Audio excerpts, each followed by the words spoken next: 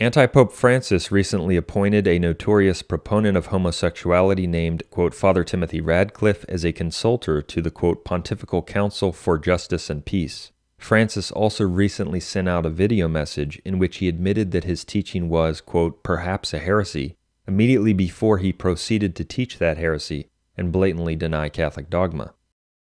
Y me viene a la mente decir algo que puede ser una insensatez.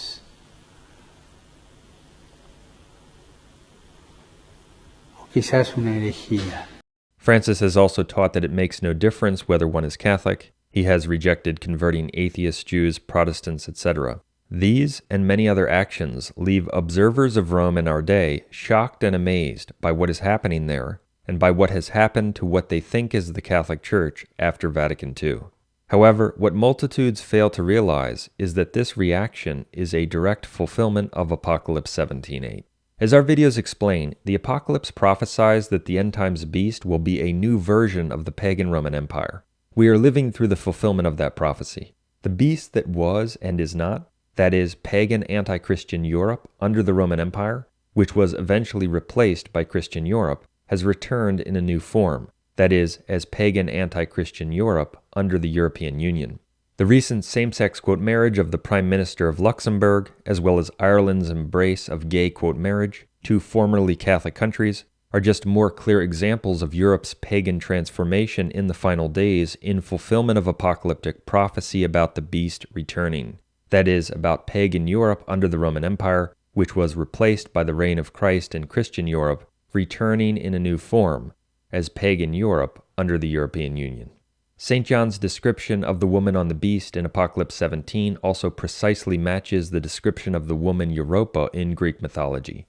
That's because his prophecy is about Europe, politically and religiously, in the final days. The Whore of Babylon, that is, the Vatican II counterchurch led from Rome in the final days, is of course a critical component of the end times beast and represents its spiritual leadership. That's why we read in Apocalypse 17:3 that the whore sits on top of the beast. The whore, that is apostate Rome in the final days, has led/directed pagan Europe, the beast, into its apostasy from Christ and driven its demonic spiritual transformation. The whore, that is apostate Rome in the final days, has also of course spread its apostasy and spiritual fornication to all the nations of the earth.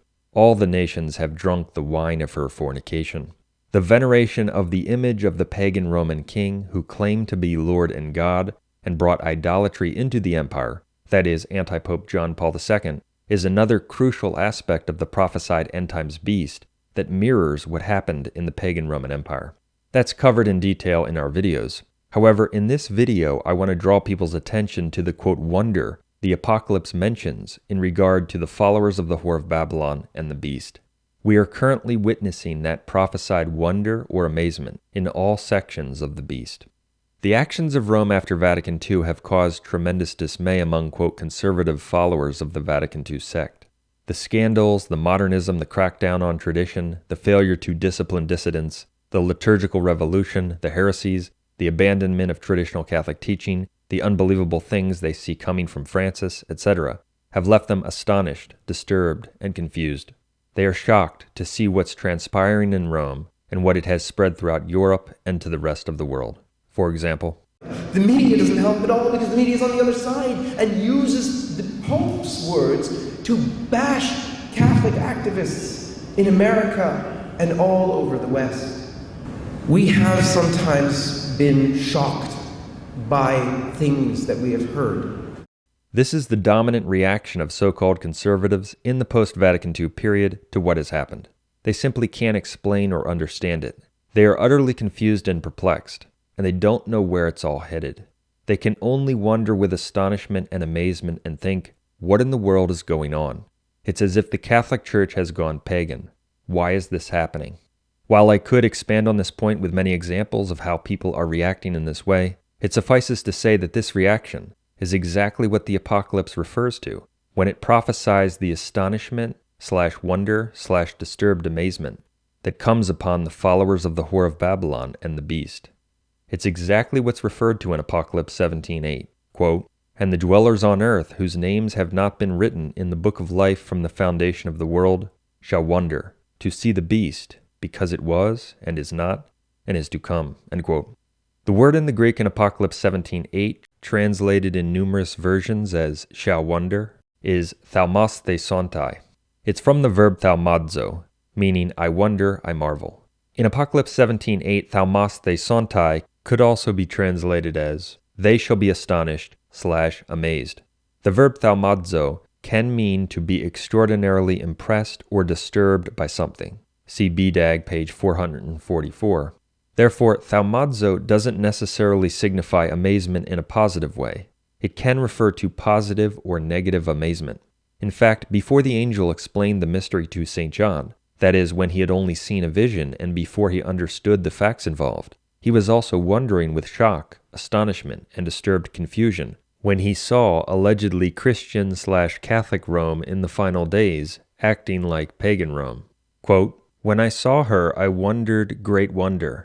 But the angel said to me, 'Why do you wonder? I will tell you the mystery of the woman and of the beast with 7 heads and 10 horns that carries her. The beast that you saw was and is not and is about to rise from the bottomless pit and go to destruction.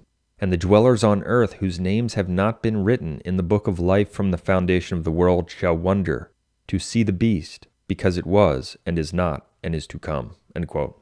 Now, to fully understand this, and to truly recognize how what we're discussing is definitely the fulfillment of the prophecy, one needs to realize that the angel is speaking here from the standpoint of a moment in time before the end times version of the beast rises. The angel takes St. John to the point in time just before it rises. That's why he says that the beast is about to rise. It is to come. That point in time, just before the end times version of the beast rises, is said to be when 5 of the kings are fallen. As our videos explain, the kings are the kings of the Vatican city-state, and the prophecy was strikingly fulfilled because the European Union, the beast, rose during the reign of the 6th king of the Vatican city-state, when 5 were fallen during the reign of John Paul II. That's actually when the beast in its full form, both politically and religiously, truly rose. It rose politically as the European Union, and spiritually with the king in Rome, John Paul II, claiming to be Lord and God, just as the pagan king in the Roman Empire did. Hence, the beast, the new version of the pagan Roman Empire, truly rose when 5 of the kings were fallen.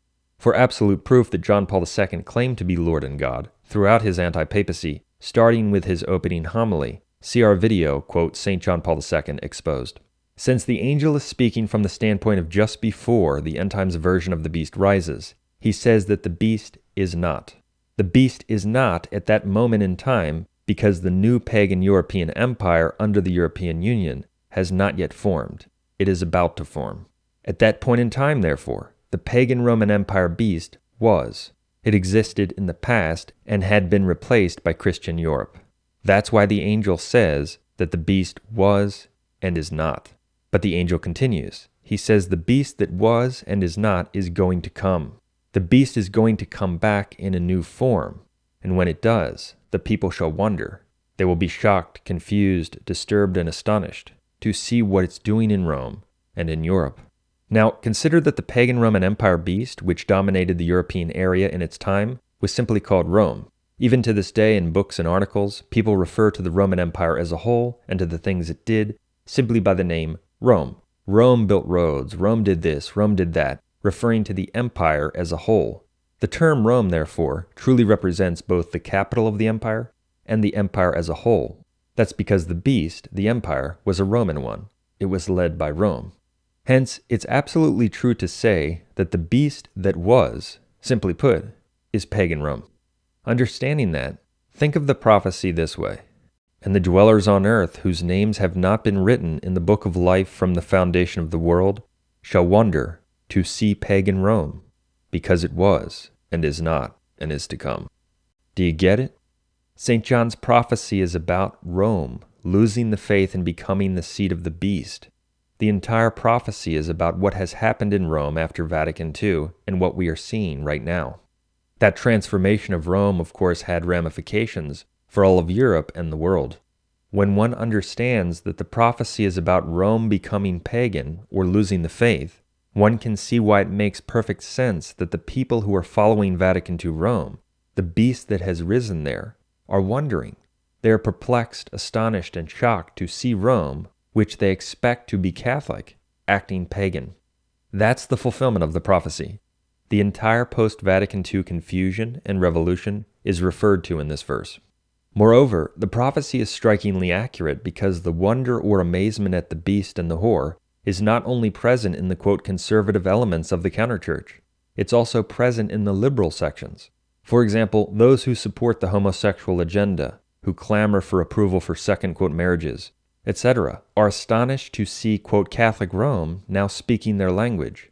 In fact, basically the entire world, including the non-Catholic world, is amazed to see what has happened in Rome, and as a result, in the quote Catholic Church globally. Just consider how Elton John, Al Gore, Barack Obama, and others are currently praising the direction of Francis and Rome. They are amazed to find themselves in agreement with, or in support of, Rome's message. In their case, it's a happy astonishment/amazement. Pope Francis is quite an inspiring figure, really a phenomena. I've been startled with the clarity of the moral force that he embodies. Even Protestants are astonished to see allegedly Catholic Rome rejecting Catholic apologetics, rejecting the conversion of non-Catholics, etc. They don't realize that they are seeing the prophesied beast, not the Catholic Church. The verb thaumazo, I wonder, I marvel, is used numerous times in the Apocalypse and in chapter 17 itself. In the Apocalypse, it refers to and encompasses both forms of amazement, the disturbed confusion of the false conservatives and the happy astonishment of the liberals, who are giddy with excitement that Rome is now speaking their demonic language and lending support to their wicked agenda. The disturbed confusion and astonishment of the false conservatives carries much more significance, as the false conservatives and false traditionalists are much more concerned about spiritual and Catholic matters than the leftists. The deception that ensnares and ultimately damns them represents the true success for the beast and the whore.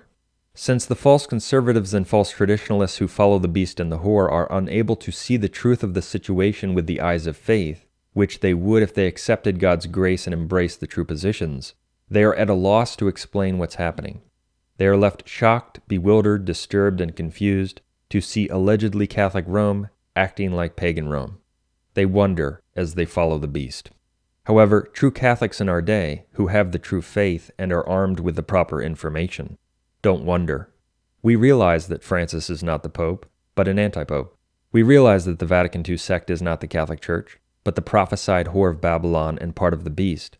We know why Rome is acting this way. God's revelation warned us that in the last days it would. Hence, it's not contrary to indefectibility, but part of the very deposit of faith, that this would happen. It's also extremely important to note that the noun thauma, which is cognate with the verb thaumazo, is used in 2 Corinthians 11:13-15 in reference to false apostles, false ministers, or false shepherds of Christ. That's more striking evidence that the root word, as it is used in inspired scripture, can convey the astonishment evoked by false Christian leaders doing wicked things or engaging in behavior that's uncharacteristic of Christian leadership. That sense applies extremely well to how thaumazo is used in the Apocalypse and in Apocalypse 17:8. The whore and the beast evoke wonder/astonishment among their followers and the uninformed because they represent a counter-church that purports to hold true Christian/Catholic authority but does things that are uncharacteristic of that authority. In fact, it's very interesting that the noun thauma, which is cognate with the verb thaumazo, is only used 2 times in the entire New Testament. The noun thauma is used here in 2 Corinthians 11:14 to specifically refer to the astonishment, shock, or confusion caused by false apostles and false ministers, by people who actually represent Satan, pretending to represent Christ. In this verse, thauma conveys the astonishment or confusion engendered by people who don't possess apostolic authority, or the authority of Christ's church disguised as those who do. The noun thauma, which in 2 Corinthians 11:14 conveys the very reaction of shock and confusion caused by false apostles, is only used one other time in the New Testament. It's used in Apocalypse 17:6 to describe when St. John first saw the whore of Babylon. When he first saw her, he says that he wondered, thauma mega, great wonder. Do you see the connection? When St. John first saw the whore, He wondered Thauma Mega, great wonder, because the end times whore in Rome is the greatest example in history of what 2 Corinthians 11:13-15, and specifically 13-14, warns about. False apostles disguised as apostles of Christ, and the shock, astonishment, and confusion they will cause. They pretend to represent Christ and his church, but actually represent Satan and a counterfeit church. And when you think of false apostles, think of, for example, heretical anti-popes, falsely posing as having the authority of the apostle St. Peter, when they don't. Thus, you can see why St. John, when he first saw the whore, and before the angel gave him more information about her, wondered Thauma Mega. He was looking at an organization, an end-times counter-church led from Rome, under such heretical impostors and false apostles. He was looking at an organization clothed in the colors and externals of the true church, claiming to have apostolic authority, the authority of the true church, when it doesn't. All of this actually proves that the Catholic Church is the one true church, not a false church. The end times deception is geared toward deceiving the followers of the true church through the construction of a counter-church that overtakes the city of Rome, not the Catholic Church itself, in the final days. For more on these matters, see our videos Is the World About to End, 2nd edition, and The Antichrist Revealed, the Beast That Was and Is Not Has Returned. So, those who are following Anti-Pope Francis and the Vatican II sect need to realize, you are not following the Catholic Church. You are following the prophesied beast and the whore. Come out of her and embrace the true Catholic faith, the traditional Catholic faith, outside of which there is no salvation.